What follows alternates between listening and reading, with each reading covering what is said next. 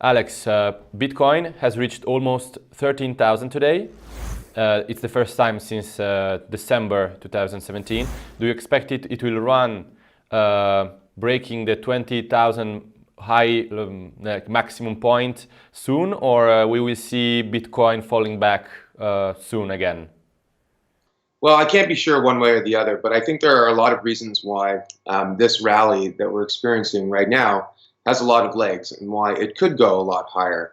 The first thing is that we're coming off of a cyclical low where Bitcoin hit a price of around $3,200 from a high of about 19,000. Now that drawdown from peak to trough is one of the most severe that we've ever seen. So the price right now is kind of like a beach ball that's been held underwater and it's been pressed down and pressed down. And as it gets released, it starts to move quite violently.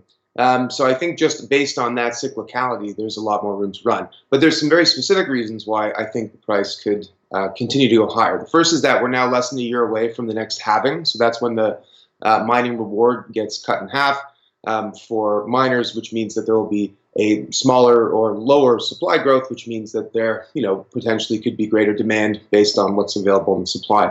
The second reason is that more recently in the news, we've seen governments announcing basically a never-ending quantitative easing. So effectively, they're planning on cutting interest rates and potentially putting themselves in a currency war against others in order to make their exports more competitive and make their economies more stimulated. Now we've seen gold, which I think is a decent proxy for Bitcoin, breaking out of a 6-year trend line, and Bitcoin obviously following along suit. And then the most recent thing is this announcement by Facebook that they're launching their own cryptocurrency, Libra. Now, I don't think Libra and Bitcoin are competitors with one another. I think they're very different. Libra is a permission system that exists inside of a corporate ecosystem. Bitcoin is a permissionless cryptocurrency that can be used by anyone. But I think what Libra will do, and what it's helped to get people to realize basically, is that there's a lot of enterprise interest in this. And as more and more big companies create on-ramps into this digital asset ecosystem, they are potentially bringing on board billions of new customers. So if you've got 2.4 billion Facebook customers who have access to wallets where they can buy and sell Libra, that means they could also potentially buy and sell Bitcoin or other cryptocurrencies. And so you're going to go from 50 million to billions of people who are finally going to be in this ecosystem. And I think that's a catalyst which will continue to drive the price higher. So there's a lot of good things happening right now. There's a lot of reasons to be bullish. And the most interesting thing actually is that interest from retail hasn't really moved at all during this entire rally. If you look at Google search results for buy Bitcoin, it's moved slightly up, but compared to the last cycle, it's barely moved at all. So what we're seeing is a lot of the buying coming from institutions, high net worths, crypto asset funds, and people who are sort of more familiar with the asset class. What we haven't seen are more traditional vanilla style investors. So I think as that group moves into the space, we'll begin to see the rally sustain itself. I want you to comment on another statement that was made recently by Eric Voorhees, the Shapeshift CEO. He said that, as you said, we are seeing an increase in the adoption of Bitcoin. It's getting more and more mainstream, but that's accompanied by another factor, which is the network will get congested and fees will go up, according to Eric Voorhees. So what do you think about this issue? Is it a problem? Well, I'm not sure that it's a problem for price. I think that there's enough demand for Bitcoin as a store of value that network fees are actually not really an issue. But I think if you want to see Bitcoin succeed as both a form of digital gold and as a global payment system, then you do need to resolve this issue. And I think that's probably going to be an inhibitor towards mainstream growth as a payment tool rather than just as a store of value.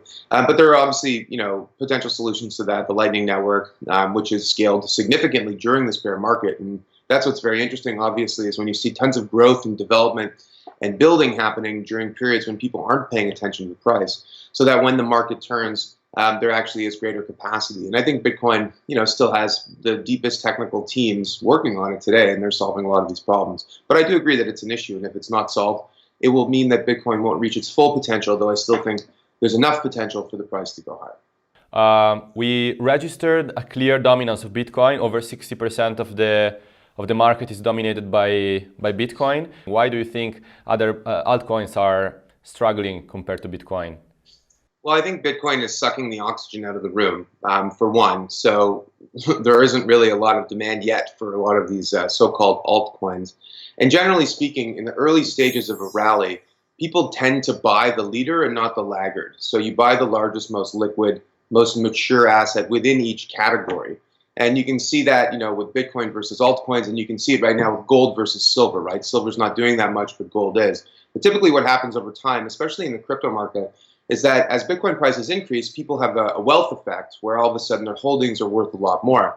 And they're looking to rotate down market into things that are smaller that could potentially perform as well as Bitcoin had in the past.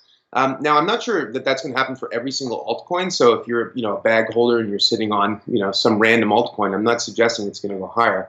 I think this time around, because the market's more mature and because there's more value that you can actually identify in each of these different crypto ecosystems, I think that certain ones will outperform and others will not. And I think there will be, hundreds of thousands of alts that won't participate in any rally whatsoever, but I do think a few will, because I do think that some of these alternative coins in these different crypto ecosystems have tons of value that has yet to be unlocked, and as a result, the price will go a lot higher. Can you mention a couple of those? I can say the ones that I think, so like Ethereum, for example, has actually participated in this rally. So it bottomed at around 80 and it's now around 300. So in terms of a trough to where we are now, it's actually roughly the same. And Litecoin and some of the others are like that as well. If you move further down market, though, you'll see that some of them haven't participated at all. And what we see is that a lot of the so-called like protocol tokens basically have not really performed. The ones that launched after Ethereum and are still sort of laggards. And I would suspect that the ones that are have deep markets that are widely traded and widely held will be the ones that will perform. I think it's based on those metrics. I'm not going to name specifics at this point. Thanks a lot, Alex. See you next time. Thanks for having me on. Cointelegraph. Like, subscribe, and hodl.